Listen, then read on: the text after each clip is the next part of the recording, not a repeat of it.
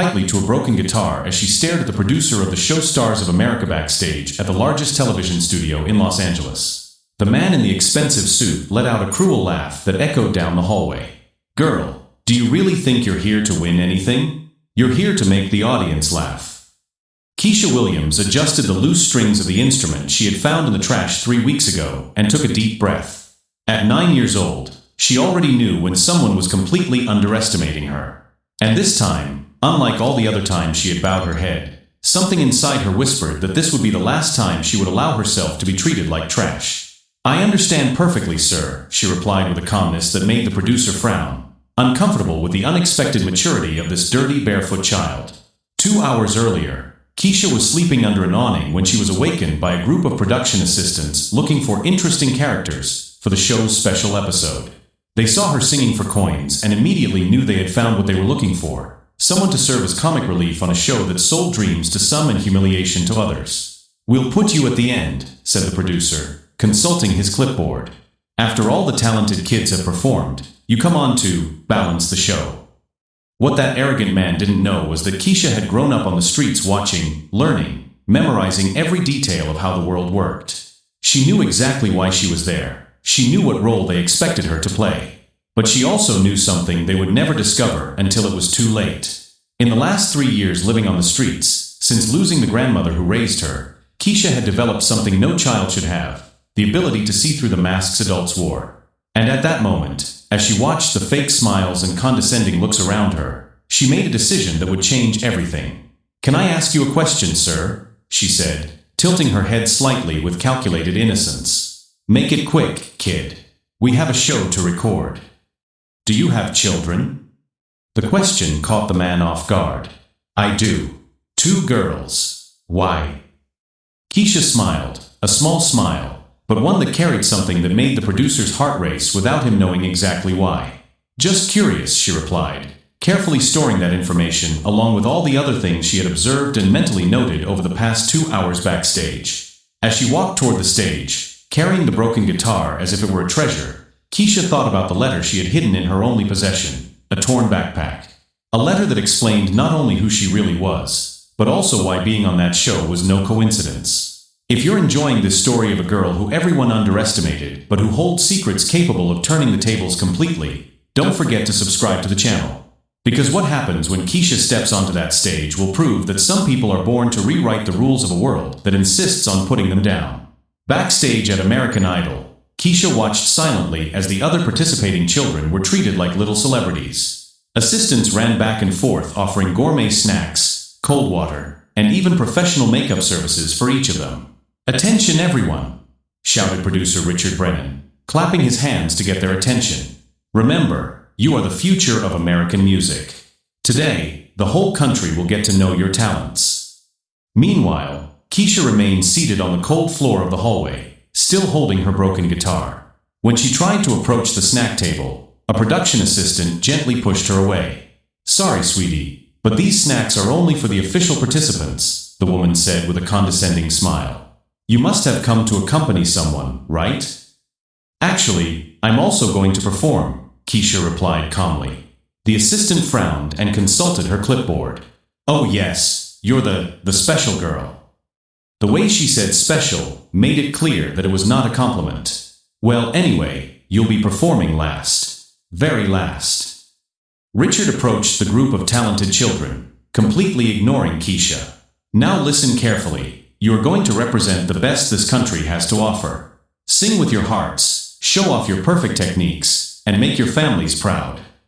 It was then that one of the participating children, a blonde girl of about 12 named Ashley, noticed Keisha sitting alone. "Dad, why is that girl here?" Ashley asked the well-dressed man beside her. "Don't worry about it, princess," her father replied, lowering his voice. "She's here how can I explain it, to show the contrast, so that you can shine even brighter." Keisha heard every word, and for the first time in a long time, she felt a pang of something she hadn't experienced in years: pure, controlled anger. At that moment, her mind flashed back 3 years, to the day she lost her grandmother Dorothy. The only person who believed that a poor black girl could be anything in this world. Dorothy used to say, "Keisha, my granddaughter, when the world tries to diminish you, you grow twice as big. And when they try to silence you, you sing 3 times as loud. Her grandmother had been a gospel singer in a small church in Harlem for over 40 years. She was the one who taught Keisha not only to sing, but to use music as resistance. Music is our secret weapon, child. They can take our homes, our money, our dignity, but they can never take away what God has put in our voices. After Dorothy died of cancer, because she couldn't afford proper treatment, Keisha ended up living on the streets. But she carried with her something that none of those television producers could have imagined. Years of rigorous vocal training and a deep understanding of music that would make any conservatory teacher blush with envy. "Hey girl," Richard called, interrupting her memories. "Do you even know any songs? Because it would be a shame to waste TV time." "I know a few," Keisha replied, strumming her guitar. "A few?" Richard laughed loudly. "What kind of a few? Street music? Rap? Something you learned begging for change?" The other kids laughed along with him. But Keisha just smiled, that same small, mysterious smile she had used before. "Can I ask you a question, Mr. Richard?" she said, tilting her head with feigned innocence. "Go ahead."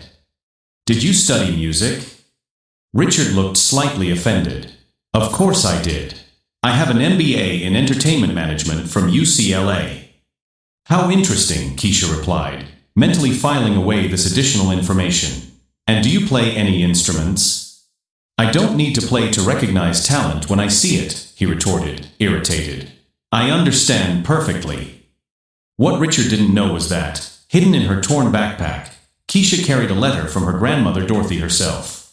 A letter that explained not only who Keisha really was, but also revealed family connections that would transform that program from a planned humiliation into something completely different. As Richard walked away laughing with the other producers, commenting on how fun it would be to see the little girl try to sing something, Keisha closed her eyes and whispered softly, "Thank you, Grandma. The time has come to use everything you taught me." Each new humiliation only strengthened something inside her that her oppressors couldn't see, a silent strength fueled by the very injustice they tried to impose. What those privileged people didn't know was that every act of contempt was writing their own sentence of defeat, and that behind those seemingly vulnerable eyes, a perfect plan was beginning to take shape. While Richard and the other producers enjoyed planning her public humiliation, Keisha calmly walked to a quiet corner backstage. She opened her torn backpack and carefully removed a yellowed envelope. It was the letter her grandmother Dorothy had left her, with specific instructions: "Only open when you are ready to use everything I taught you, my granddaughter."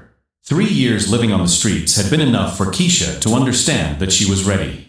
The letter revealed something that would make anyone in that studio swallow every word of contempt. Dorothy Williams had not been just an ordinary gospel singer.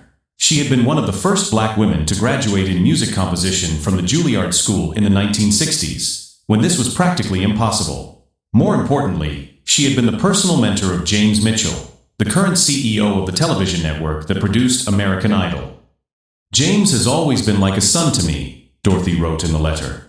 "If you ever need help, go to him. But remember, don't ask for charity. Show him what you're capable of first." Keisha put the letter away and smiled.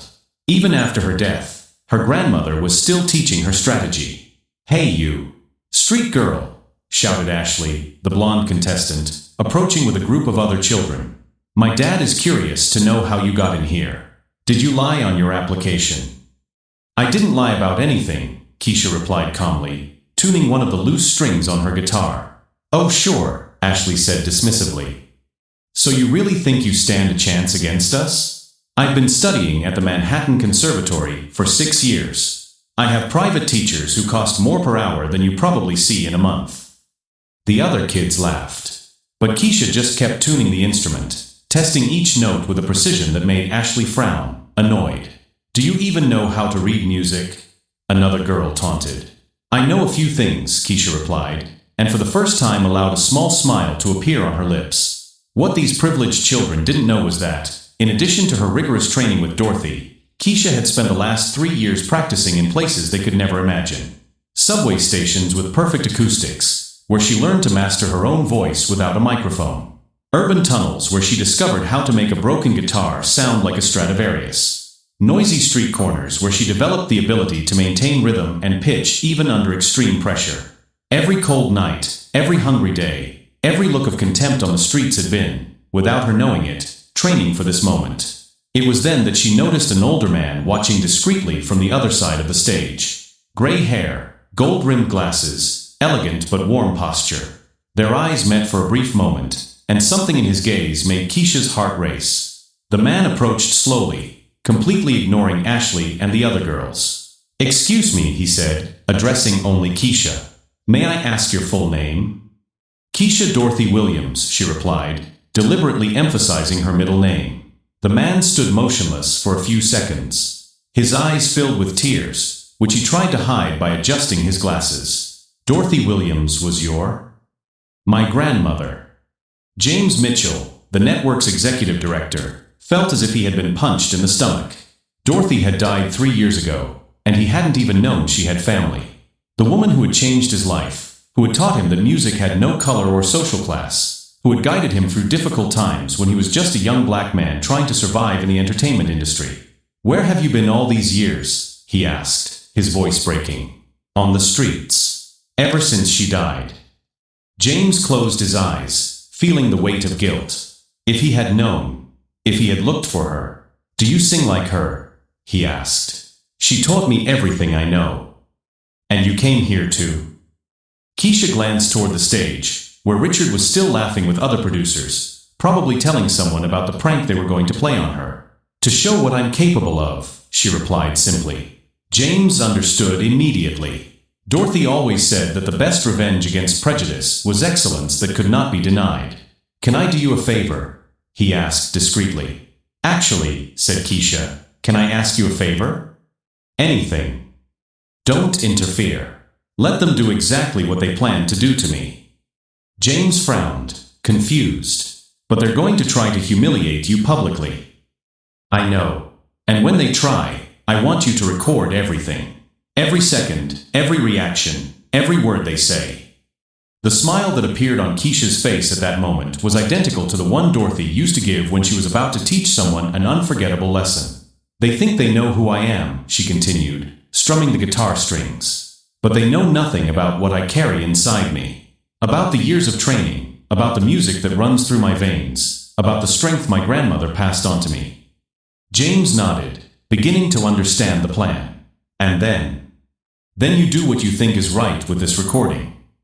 At that moment, Richard reappeared, interrupting the conversation without even noticing who the man talking to Keisha was. "Hey girl, it's your time to shine," he said with a cruel smile. "We hope you entertain us well out there." Keisha stood up, adjusted the guitar on her back, and walked toward the stage. But before she was out of earshot, she turned to James and whispered, "My grandmother always said that God gives us talents not only to elevate ourselves, but to elevate others who will come after us. Today is not just about me." James watched the girl walk with a dignity that contrasted sharply with her simple clothes and broken guitar. For a moment, it was as if Dorothy were there again, ready to rewrite the rules of a world that insisted on underestimating people like them. While Richard organized the cameras to capture what he believed to be cruel entertainment at the expense of a vulnerable child, James discreetly instructed his own film crew to record absolutely everything. Every word, every reaction, every second of what was about to happen. Because something told him that this would not be an ordinary humiliation. It would be the moment when a little street performer would teach an entire country that true talent does not choose cradle, color, or social class to be born into, and that underestimating people